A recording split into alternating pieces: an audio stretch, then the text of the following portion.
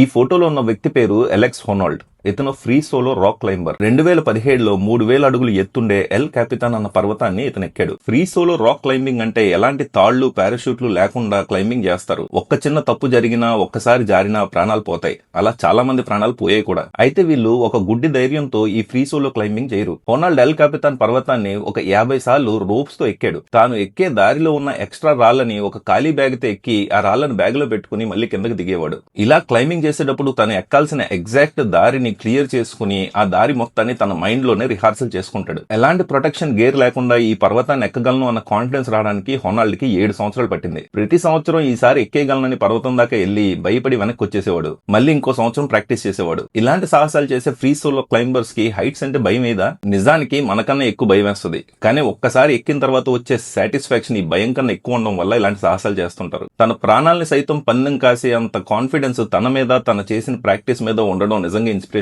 కదా. ఇలాంటి interesting topics నచ్చితే సబ్స్క్రైబ్ టు ది ఛానల్.